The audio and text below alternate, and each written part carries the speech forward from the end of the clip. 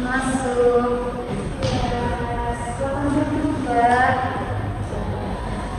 Aduh, dengan semangat lebih ya Mbak. Ini dengan Mbak siapa ya? Nah, Yesi.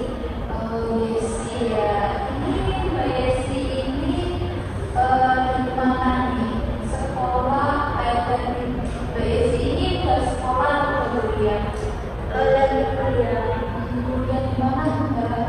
Saya kuliah di UB. Oh, di UB. Jurusannya apa ya Mbak ini? Saya jurusan agroteknologi. Jurusan agroteknologi ya Mbak ya. Itu ngapain aja Mbak jurusan ini? Yang saya tahu sebenarnya saya masih semester 1 ya. Jadi saya mempelajari tanah, terus gimana pelajari tumbuhan, terus mengembangkan amal itu dari tumbuhan. Jadi kayak di kebun gitu ya, tidak pengelolaan ataupun juga di hutan seperti itu ya Mbak, profesinya atau Kurang lebih seperti itu. Jadi kayak bisa juga sih kayak menciptakan teknologi yang bisa mengusir hama itu tumbuhan. Jadi nggak harus di sawah atau Mbak Desi ini semester berapa? semester 1. Oh, jadi ini baru pertama ya, jadi baru maba ya Mbak ya. Apakah Mbak Desi sebelumnya sudah pernah konseling? Belum pertama. Oh, sudah pernah kali ya. Karena Mbak Desi ini tadi hubungi saya lewat WhatsApp ya Mbak ya. Kalau tahu nih Mbak Desi, tahu saya dari mana nih? Kok langsung menghubungi saya lewat WhatsApp? Saya dari teman. Oh, dari temannya Mbak Desi. Tadi temannya Mbak Desi pernah makan konseling pada saya gitu. Iya, betul. Baik. Mbak Desi tadi kesini naik apa nih? Saya naik Grab. Naik Grab. Mbak Desi di sini ngekos atau punya rumah sendiri? Saya ngekos. Oh, ngekos. Saya dari mana Mbak? Saya asalnya dari Sumatera. Sumatera Jawa ya Mbak ya. Kuliahnya di UB, terus rumahnya Mbak Desi di Sumatera. Jauh sekali ya. Sebelum kesini tadi melakukan aktivitas apa Mbak? Nggak ada ngapain sih. Soalnya saya nggak ada kelas. Nggak ada kelas, jadi habis mungkin di kos ya berarti ya. Iya. Bagaimana cuacanya hari ini? Tadi saya lihat itu gitu ya, hari. Nggak tahu kalau siang bagaimana tadi Mbak Desi melakukan perjalanan ke sini. Jadi waktu saya kesini sih cuma sering panas. Jangan panas ya Mbak ya, nanti butuhkan lah ya. Cuaca hari ini cerah panas gitu ya. Mbak Desi ini udah makan belum nih? Sudah. Sudah makan ya Mbak ya. Baik, karena Mbak Desi baru pertama kali melakukan sesi konseling pada hari ini ya Mbak ya. Jadi saya kesini memperkenalkan dulu ya Mbak. Nama saya Finia Aida Sari. Mbak Desi bisa memanggil saya dengan sebutan Mbak ataupun Kak. Kak Finia atau Mbak Finia, karena ini saya masih muda ya, jangan panggil ibu. Tapi kalau panggil ibu nggak apa-apa sih Mbak, senangnya Mbak aja ya. Jadi saya di sini sebagai fasilitator yang akan menangani sesi konseling pada hari ini ya Mbak ya. Baik, saya akan menjelaskan terlebih dulu apa mengenai konseling dan alur sesi proses konseling pada hari ini ya Mbak ya. Namun sebelumnya saya mengucapkan terima kasih banyak kepada Mbak Desi karena telah hadir di sesi konseling pada hari ini ya Mbak ya. Baik, jadi konseling ini merupakan proses penjualan saya sebagai konselor untuk menangani permasalahan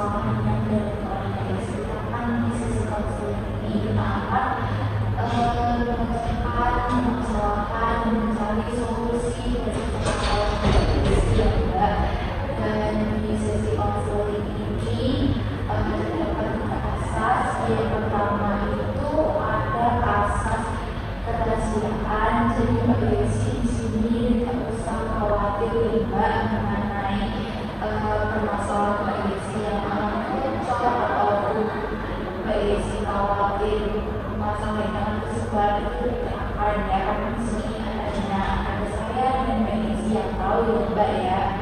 Dan yang kedua itu ada asas kesukarelawan ya Mbak. Apakah Mbak Yesi di sini tuh dengan secara sukarela atau ada paksaan nih? Saya Mbak Yesi di sini sukarela ya tanpa paksaan dari pihak ketiga ya. Lalu yang ketiga itu ada asas keterbukaan. Jadi di sini nantinya kita akan pertama kita akan menetapkan tujuan, maksudnya Mbak Yesi di sini itu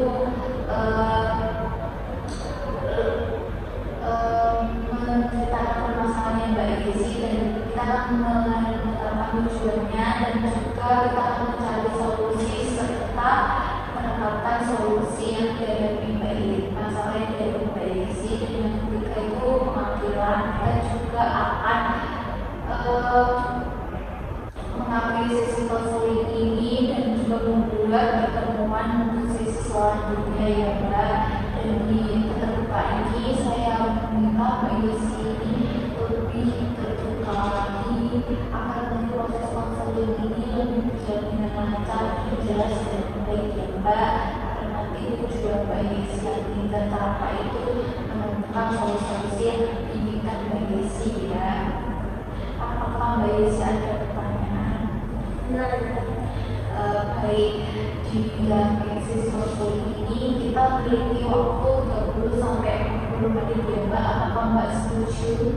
Ya, setuju. Baik, nanti jika ada yang kurang di sesi terakhir, nanti kita akan membuat jadwal untuk pertemuan ya Mbak.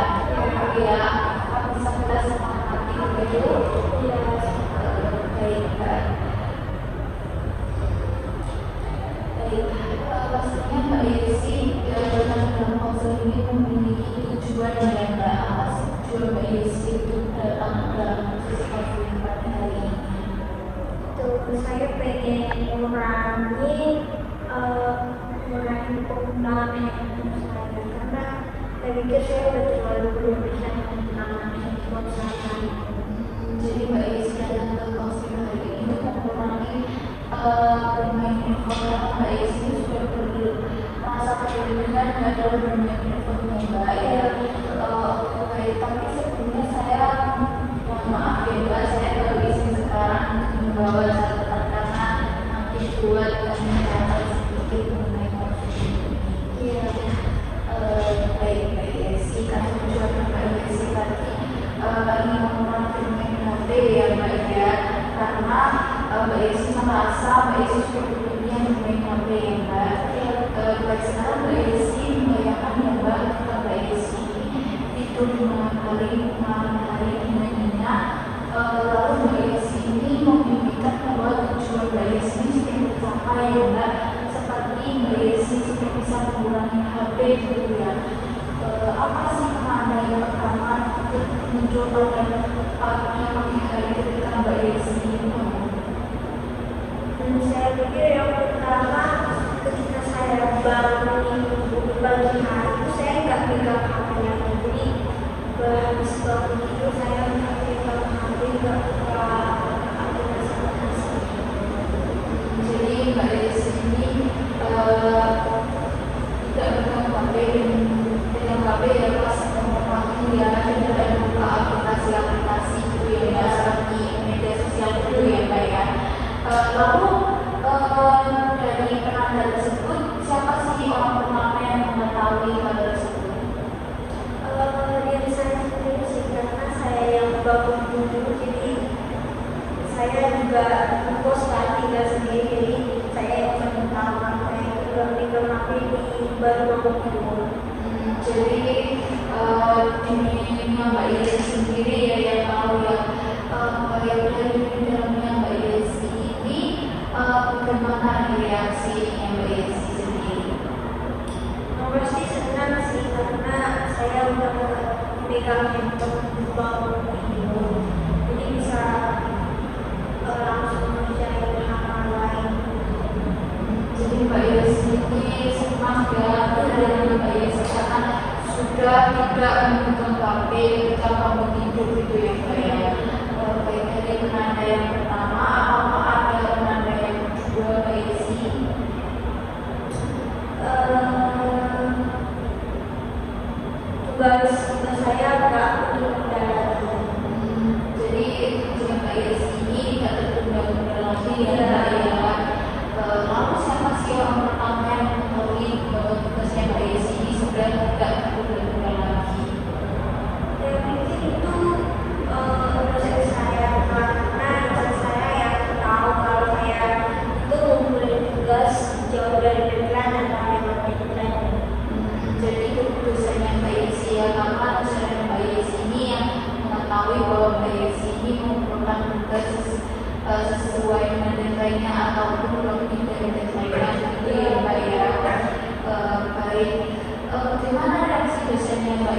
ketika mengetahui Mbak Yesi itu sudah tidak benar-benar pekerjaan lagi dan mengumpulkan tugas dengan sesuai deadline? Saya pikir senang lah ya, karena saya sebagai mahasiswanya itu ngerjain tugas itu nggak mepet, jadi nggak sesuai deadline.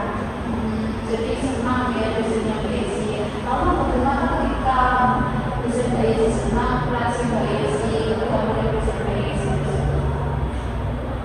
Saya juga masih senang karena bisa buat dosen saya itu udah apa ya, pikiran kalau mahasiswa ini bisa mengambil tugas nggak lewat deadline gitu. Jadi Mbak Yesi juga merasa senang ya ketika mengingat dosen Mbak Yesi ini juga merasa senang pada Mbak Yesi karena sudah tidak mengumpulkan lewat deadline gitu ya Mbak ya. Apakah dari kedua penanda yang Mbak Yesi sebutkan tadi, yang pertama Mbak Yesi itu tidak memiliki babe, yang kedua Mbak Yesi itu bangun tidur, atau Mbak Yesi itu membuka HP dengan lihat media sosial, yang kedua Mbak Yesi itu langsung mencatat tugas tanpa menunda-nunda gitu ya Mbak ya, menunda tugas pagi gitu ya. Apakah ada penanda yang lainnya? Saya bisa tidur tepat waktu. Jadi Mbak Yesi ini sudah tidak kadang ya Mbak ya, tidur tepat waktu gitu ya Mbak ya. Baik, ketika Mbak Yesi sudah bisa dengan tepat waktu ya Mbak ya, siapa sih orang pertama yang mengetahui Mbak Yesi itu? Saya pikir diri saya sendiri ya, karena kalau saya tidur tepat waktu udah di atas jam 12 misalnya, saya bisa bangun pagi terus nggak telat kelas. Jadi diri sendiri yang Mbak Yesi ya yang tahu ya, jika Mbak Yesi sudah bisa tidur tepat waktu, nanti pagi hari Mbak Yesi tidak terlambat datang ke kampus gitu ya Mbak ya. Baik, karena Mbak Yesi sudah menyebutkan tiga penanda ya Mbak ya, apakah ada penanda lainnya Mbak? Saya pikir nggak ada lagi. Cuma itu saja ya.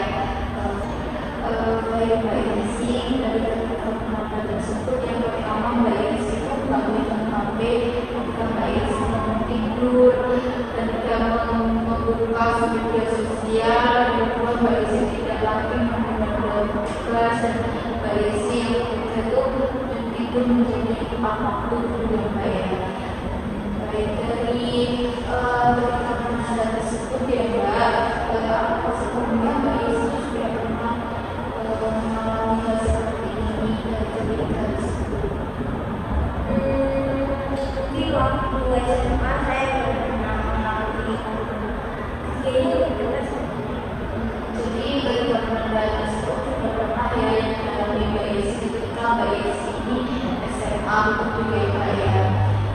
Lalu pada waktu karena Mbak Yesi sudah menemukan waktu SMA dan ketika penanda tersebut, yang pertama ya Mbak Yesi nggak megang HP waktu Mbak Yesi kita bangun tidur ya Mbak ya. Pada saat itu apa yang dilakukan Mbak Yesi pada saat waktu SMA? Itu saya langsung beres-beres rumah, kayak meja. Jadi Mbak Yesi melakukan aktivitas pekerjaan rumah seperti nyapu, ada bersih rumah, ngepel, piring gitu ya Mbak ya, untuk menghindari Mbak Yesi itu main HP saat bangun tidur gitu ya Mbak. Lalu yang kedua ini Mbak Yesi tidak lagi menunda-nunda tugas. Lalu apa solusi Mbak Yesi ketika Mbak Yesi mengatasi hal tersebut di waktu Mbak Yesi SMA? Itu saya langsung cek tugas dan tidak mengambil. Jadi Mbak Yesi ini langsung mengerjain tugas dan tanpa membuka HP itu ya Mbak ya. Terus waktu SMA ya. Baik, yang ketiga itu menonaktifkan data seluler. Yang penanda Jadi Mbak Yesi itu menjadi tepat waktu apa solusi dari mengatasi hal tersebut ketika Mbak Yesi waktu SMA, karena kan Mbak Yesi menyebutkan pernah waktu SMA ya, bagaimana? Saya waktu itu mematikan wifi yang dalam sebulan, kemudian mematikan daya elektronik, kemudian melakukan Jadi Mbak Yesi ini mematikan batas seluler ya, dan Mbak Yesi ya Mbak ya, ketika mau tidur gitu ya Mbak ya. Baik karena Mbak Yesi tadi sudah menyebutkan bagaimana cara mengatasinya ya Mbak ya. Dari ada 1 sampai 3 yaitu yang Mbak Yesi enggak megang HP dan tidak megang HP ketika mau tidur dan menggunakan media sosial, yaitu melakukan aktivitas seperti pekerjaan rumah dan yang kedua tadi Mbak Yesi tidak menunda tugas lagi dengan cara Mbak Yesi langsung mengerjakan tugas tanpa membuka HP, dan yang ketiga tadi Mbak Yesi itu tepat waktu dengan cara mengaktifkan batas seluler atau wifi Mbak ya, gitu ya. Kayak dari tiga tersebut apa ada pembagian Mbak yang pertama Mbak Yesi kan melakukan aktivitas pekerjaan rumah seperti nyapu, ngepel ataupun cuci piring, itu pasti ada pembagian pembagiannya.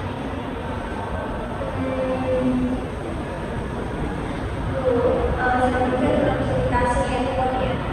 Kalau saya udah juga yang lain proyek-proyek dan itu kan aplikasi-aplikasi kayak Exos itu kan notifikasinya pasti jadi saya kalau udah notifikasi langsung buka. Jadi dari notifikasi HP ya Mbak. Notifikasi HP apa Mbak yang biasanya membuat Mbak itu tertarik atau membuka HP? Media sosial atau webtoon itu. Berarti Mbak Yesi ini suka membuat topik ya? Baik, itu dari penanda yang pertama. Apa pembuatan yang kedua yaitu langsung menjadi bersama HP, pastinya ada pembuatan pasti ada. Tapi kan langsung kasih juga ya, karena kalau saya langsung buka kayak ya udah langsung buka. Jadi notifikasi handphone juga ya yang membuat video yang pertama ya, membuat Mbak Yesi ini main HP. Dan yang ketiga itu mengaktifkan batas seluler dan wifi ya Mbak. Kalau mau tidur apa pembagiannya Mbak? Mungkin kalau apa ya, yang awalnya sebelum saya itu kayak media sosial, saya kadang keasikan buat ini ya, kemudian saya juga jadi masih dalam sebulan sebelumnya. Jadi Mbak Yesi ini menolak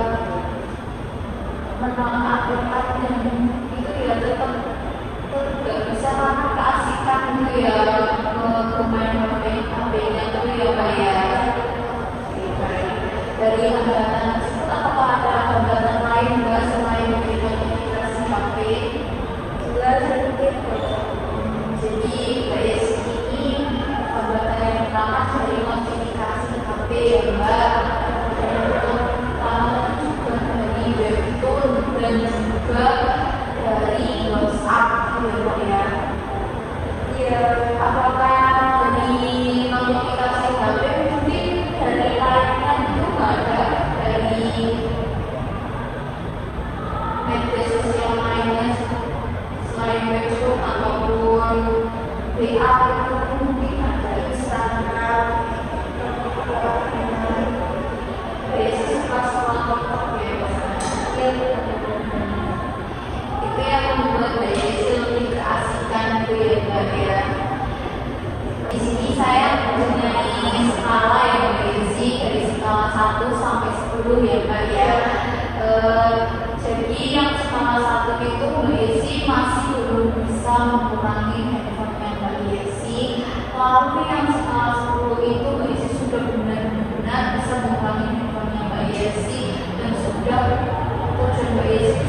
tercapai gitu ya.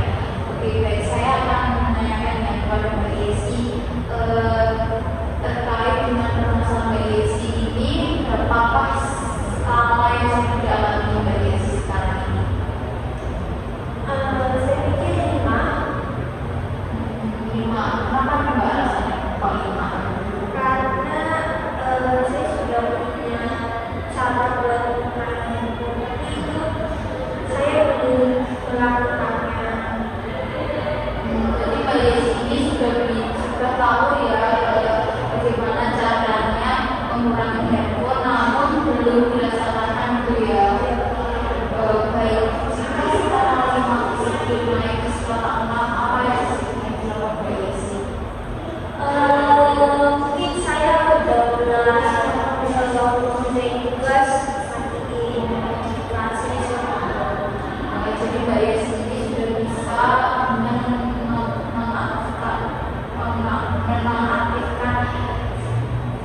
mengaktifkan notifikasi aplikasi ya Mbak ya.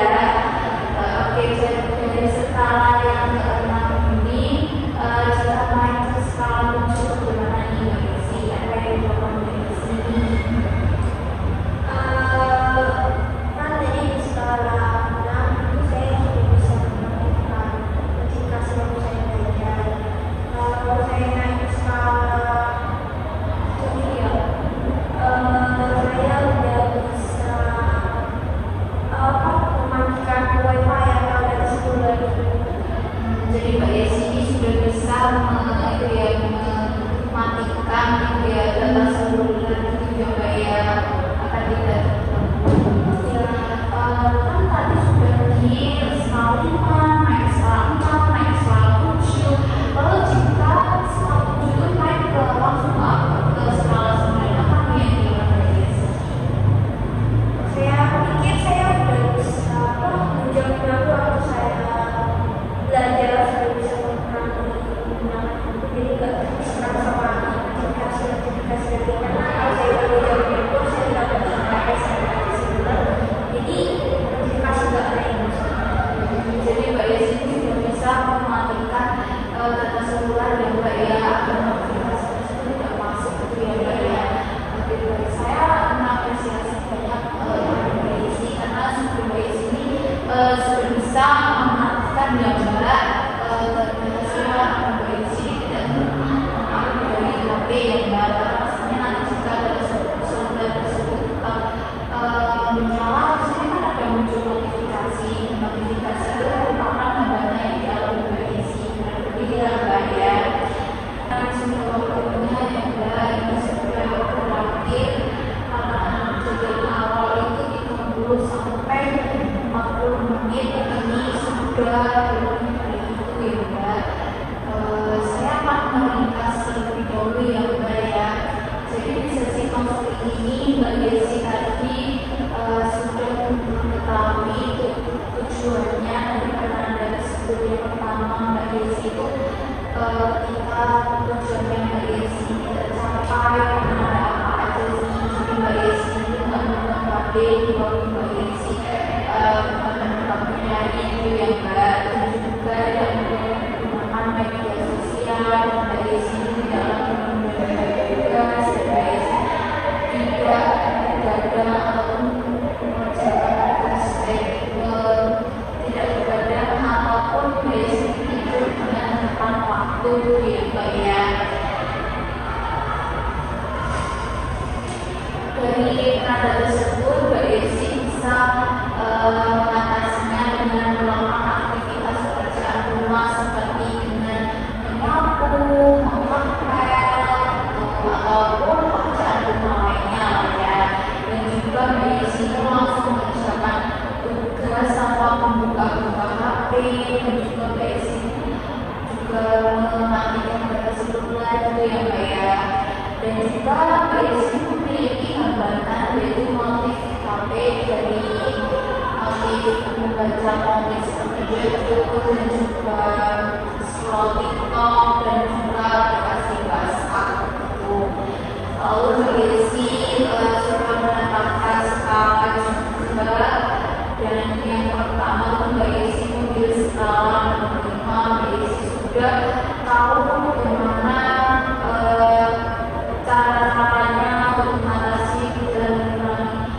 KKP namun belum dilaksanakan. Lalu ketika naik ke anak jadi sudah bisa mengaktifkan notifikasi aplikasi yang diidentifikasi seperti Web Tools seperti itu. Juga BSI ini naik ke angka 7. BSI sudah